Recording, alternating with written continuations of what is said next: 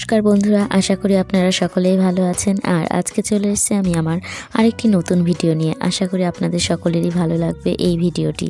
হ্যাঁ, আমার প্রত্যেকটা ভিডিওর মতো এই ভিডিওটিও কলকাতা কেন্দ্রিক এবং কলকাতার একটি প্রাণকেন্দ্রে অবস্থিত একটি শহুরে উদ্যানকে কেন্দ্র করে এই ভিডিওটি তৈরি করেছি। ইকো পার্ক কেই না জানে বলুন, আমরা দূর দূরান্ত থেকে কিন্তু ছুটে যাই এখানে। আর শহুরের এই উদ্যানটি কিন্তু একটি অন্যতম এবং জনপ্রিয় উদ্যান। বিশাল বড় ভূখণ্ড নিয়ে এই উদ্যানটি তৈরি হয়েছে, যেখানে বিশেষত শীতকালে প্রচুর ধরনের ফুল ফুটে থাকে এবং মনোরম একটা পরিবেশ এবং বাতাবরণ সৃষ্টি হয়। ফলত প্রচুর শিক্ষার্থী শিক্ষামূলক ভ্রমণের জন্য এখানে এসে থাকে এবং পিকনিক এবং বড় বড় কোনো অর্গানাইজেশন থেকেও কিন্তু এখানে লোকজন এসে থাকে। আপনারা চাইলে যে কোনো দিন এখানে চলে যেতে পারেন, সোমবার ছাড়া বাকি সপ্তাহের যে কোনো দিনও কিন্তু এই পার্কটি খোলা থাকে। তো আপনাদের দেখতেই পাচ্ছেন কত সুন্দর এই পার্কটি। আর এই পার্কের মধ্যে একটা খোলামেলা পরিবেশ যেরকম রয়েছে, পাশাপাশি রয়েছে 7 ওয়ান্ডার্স, সপ্তম আশ্চর্য। হ্যাঁ, পৃথিবীর বিভিন্ন প্রান্তে ঘুরে ঘুরে কিন্তু আমাদের এই সপ্তম আশ্চর্য দেখতে হয়। আর এখানে গেলে আপনি একই সাথে কিন্তু সমস্ত বিষয়টাকে দেখতে পারবেন। পৃথিবী বিখ্যাত সপ্তম আশ্চর্য দেখতে যখন দেশ বিদেশে ঘুরে বেড়াতে হয়, তখন সেই একই জিনিস কিন্তু আমরা একই ছাদের তলায় পেয়ে যাই। হ্যাঁ, আমাদের ইকো পার্কে কিন্তু এই সমস্ত দর্শনীয় বিষয়গুলো তুলে ধরা হয়েছে। হ্যাঁ, হোক না সে কৃত্রিমভাবে তৈরি করা, কিন্তু এই জিনিসগুলো কিন্তু দেখে শিক্ষার্থীদের মধ্যে শিক্ষামূলক ভ্রমণটা হয়ে যায় এবং তারা এই সম্পর্কে আরও বিশদভাবে জানতে পারে এবং জানার আগ্রহ যেরকম বৃদ্ধি পায়, তার সাথে সাথে এই কৃত্রিম জিনিসগুলো থেকেও কিন্তু তারা সেই সময়ের কথাগুলো এবং পড়ে দেখা বইয়ের পাতায় পড়া জিনিসগুলোকে যেন নতুনভাবে দেখতে পায়। তো আপনারাও চাইলে কিন্তু আপনার সন্তান, পরিবার, প্রিয়জন সকলকে সাথে নিয়ে এখানে চলে আসতে পারেন। বিশেষ করে আমরা কিন্তু সেদিন গেছিলাম কোচিন থেকে। হ্যাঁ, আমাদের একটা পিকনিক ছিল এবং কোচিন থেকে এই ট্যুরটা অর্গানাইজ করা হয়েছিল ISW থেকে। তো সেখানে সমস্ত স্টুডেন্টকে নিয়ে এবং টিচাররা মিলে প্রায় 70 জনের একটা গ্যাং মিলে আমরা চলে গেছিলাম সেখানে। এবং যাওয়ার পরে হই হুল্লোড়, খাওয়া দাওয়া, সারাদিন গল্প গুজব এবং আড্ডা, এছাড়াও অনেক ফটো তোলা, ভিডিও, এই সমস্ত কিছু নিয়েই মেতেছিলাম আমরা। দেখতেই পাচ্ছেন তাজমহল। হ্যাঁ, তাজমহলকে বানিয়েছিলেন আমরা সকলেই জানি। আর তাদের ভালোবাসার স্মৃতিসৌধটিই কিন্তু এখানে আমরা একটা কৃত্রিমভাবে দেখে ফেললাম আর আপনাদেরকেও কিন্তু দেখানোর চেষ্টা করলাম। তারপরে আমাদের দুপুরে খাওয়া দাওয়া নিয়ে এসেছিলো বিরিয়ানি এবং সেই বিরিয়ানি ভক্ষণ হচ্ছিল, সবাই যে যার মতো নিয়ে বসে পড়েছিল।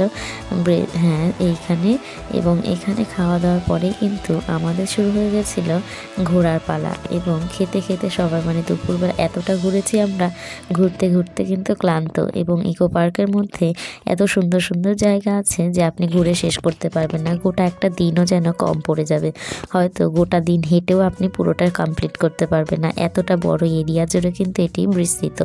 ফলত ঘুরতে আসলে কিন্তু মনের জোর এবং পায়ের জোর দুটোই লাগবে। হ্যাঁ, তো ইকো পার্কটা যদি পুরোটা কভার করতে চান প্রচুর টাইম লাগবে।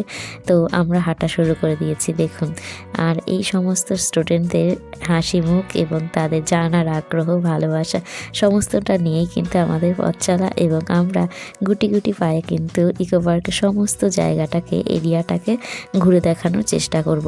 তো এখানে যেতে যেতে পড়েছে বাটারফ্লাই গার্ডেন। হ্যাঁ, তারপরে বাম্বু গার্ডেন, বিভিন্ন গার্ডেনকে কিন্তু বিভিন্ন ভাগে ভাগ করে নামাঙ্কিত করা হয়েছে এবং এখানে আসলে আপনি একদিনে তো হয়তো শেষ করতে পারবেন না, তাও কিন্তু চেষ্টা করতে পারেন ঘুরে দেখার। আর আমরা এই দেখুন, আমরা এতজন গেছি সেটাই শুধু নয়, এখানে কিন্তু প্রচুর শিক্ষার্থীরা শিক্ষামূলক ভ্রমণে এখানে এসছে।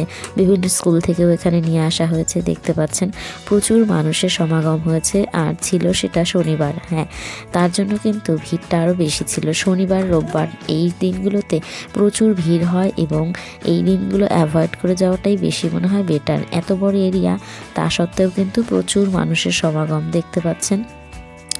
তো ইকো পার্ক নির্মাণের সমন্বয় যে দেখতে পাচ্ছেন, এই ইকো পার্কটা কিন্তু প্রচুর প্রচুর জায়গা বা এরিয়া জুড়ে কিন্তু এটি তৈরি হয়েছে।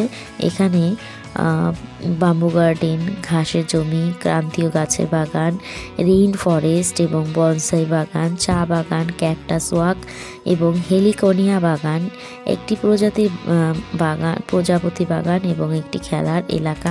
প্রত্যেকটা জিনিস কিন্তু ভাগ ভাগ করে রাখা হয়েছে। আর এই যে টয় ট্রেন, হ্যাঁ, এটাতেও কিন্তু আপনারা চড়তে পারেন, বা বাচ্চা নিয়ে গেলে তাদেরকে আপনারা কিন্তু বিনোদনমূলক একটা ভ্রমণের জন্য এই জায়গাটা কিন্তু ভীষণ উপযুক্ত। আর এখানে বাচ্চাদের খেলার জন্য কিন্তু আলাদা একটা জোন তৈরি করা হয়েছে, যেখানে শুধু বাচ্চারাই খেলতে পারবে। তো দেখুন, উপরন্তু এটা একটা কিন্তু সুন্দর সংরক্ষিত সরকারি উদ্যান। আর এই উদ্যানটি কলকাতার বিশেষ আকর্ষণীয় একটি উদ্যানের মধ্যে অন্যতম। ইকো পার্ক পশ্চিমবঙ্গের নিউ টাউন শহরের অ্যাকশন এরিয়ায় অবস্থান করছে। আর নেতাজি সুভাষচন্দ্র বসুর আন্তর্জাতিক যে বিমানবন্দরটা, এই বিমানবন্দর থেকে মাত্র 10 কিলোমিটার দূরে এটি অবস্থান করছে। বিশ্ব বাংলা কনভেনশন সেন্টার এবং Kolkata museum of modern art সমস্তটাই কিন্তু এই একই এলাকার মধ্যে যুক্ত রয়েছে। আপনারাও চাইলে যে কোনো দিন এখানে চলে আসতে পারেন, পরিদর্শন করতে পারেন এই জায়গাটি। আশা করি ভালো লাগবে, আপনারা আশাহত হবেন না।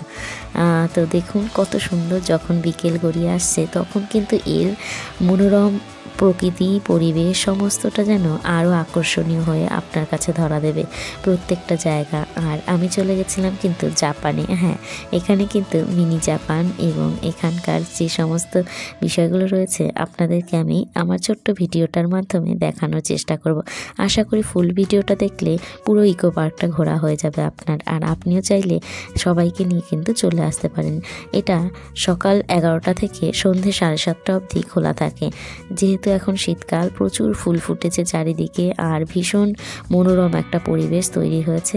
বিকেলে যখন সন্ধে হবে, সন্ধে নামার সাথে সাথে এখানে কিন্তু প্রচুর বিভিন্ন সুন্দর একটা লাইটিং যে শো, তার লাইট শো এবং তার সাথে মিউজিক। তো ওই শোটা তো থাকেই, ওটা দেখার জন্য প্রচুর মানুষ এখানে এসে থাকেন। তো এছাড়াও মাঝখানে রয়েছে একটা সবুজ দ্বীপ। আর সেই দ্বীপের মধ্যে যাওয়ার জন্য কিন্তু শুধুমাত্র নৌকা জানেই আপনি যেতে পারেন, আর কোনো মাধ্যম নেই। আর এই যে দেখুন, হ্যাঁ, আমরা চলে এসেছি জাপানে। হ্যাঁ, মিনি জাপান। এবং যেখানে গেলে কিন্তু আপনি এই ডাম্বেলটা ঘুরিয়ে এই যেটা ঘোরার মাধ্যমে কিন্তু জাপানিদের একটা ধর্মীয় গাথা রয়েছে, যেটা আমরা অনেকেই জানি না। তো আমিও কিন্তু সকলের মতোই প্রে করে নিলাম এবং তারপর এখানে এসে অনেকগুলো সুন্দর সুন্দর ফটো ক্লিক করে নিলাম। দেখুন কি সুন্দর জায়গাটা। হ্যাঁ, সকলের খুব ফেভারিট এবং সকলেই কিন্তু এই জায়গাটা গিয়ে ফটো তুলবেই। আর মাস্ট, আমরা জাপান কবে যাব জানি না, কিন্তু এখানেই আমাদের যেন দুধের স্বাদ ঘোলে মেটানো। হ্যাঁ, আমরা সকলেই কিন্তু প্রচুর প্রচুর ফটো তুলেছি এবং সুন্দর সুন্দর। আর তারপর দেখুন এই যে টাওয়ারটা, আইফেল টাওয়ারটায় কিন্তু আসতে গেলে আপনাকে পুরো এরিয়া জুড়ে কিন্তু হাঁটতে হবে, হেঁটে তবেই আপনি এখানে আসতে পারবেন। ফলত এতটা হাঁটা হয়ে যাবে, এটা কিন্তু পুরোপুরি 1 নম্বর যে গেটটা সেখানে চলে আসতে হবে। সপ্তম আশ্চর্যটা যেরকম 4 নম্বর গেটে পেয়ে গেছিলাম, ওখান থেকে পুরোটা হেঁটে কিন্তু এখানে আসতে হবে। তার জন্যই বলেছিলাম ফার্স্টেই, পায়ের জোর এবং মনের জোর দুটোই কিন্তু থাকা প্রয়োজন, না হলে পুরো ইকো পার্ক ঘুরে দেখা অসম্ভব। তো আর না হলে আপনারা এখানে সাইকেল রাইডের জন্য পেয়ে যাবেন, বিভিন্ন সাইকেল পাওয়া যায়, এছাড়া পাওয়া যায়। আর এই দেখুন, হ্যাঁ, তো সাইকেলিং করে আসতে পারেন বা বিভিন্ন গাড়ি অনেক সময় পাওয়া যায় বুক করে, যারা বয়স্করা যান, হাঁটতে পারেন না, তাদের জন্য বিভিন্ন বন্দোবস্ত থাকে। তো ওগুলো করে ঘুরলেও আপনারা কিন্তু ঘুরে দেখতে পারবেন। তো দেখুন লাইট শো শুরু হয়ে গেছে। দেন আমরা এটা শেষ করেই কিন্তু বাড়ি চলে এসেছি। প্রিয়জন এবং পরিবার এছাড়াও স্টুডেন্টদের নিয়ে ঘুরতে যাওয়ার জন্য যদি যেতে চান, তাহলে কিন্তু অবশ্যই চলে আসতে পারেন আপনারা এখানে। তো সকলকে জানাই আন্তরিক ধন্যবাদ এবং শুভেচ্ছা, অনেক অনেক অভিনন্দন, পাশে থাকার জন্য অনেক ভালোবাসা। দেখা হবে পরের কোনো ভিডিওতে অন্য কোনো জায়গায়, যেখানে আবার সুন্দর কোনো মুহূর্ত এবং সুন্দর কোনো স্থানকে আমি আমার ভিডিওর মাধ্যমে তুলে ধরার চেষ্টা করব। আশা করি ততক্ষণ ভালো থাকবেন। তো দেখা হচ্ছে নেক্সট কোনো ভিডিওতে। ভালো থাকবেন, সুস্থ থাকবেন, স্বাভাবিক থাকবেন, নিজের পরিবার প্রিয়জন সকলকে নিয়ে খুব ভালো থাকুন এবং সকলের খেয়াল রাখুন। বিশেষ করে মা বাবা, যেই সম্পদগুলো আমাদের কাছে সব থেকে বিশেষ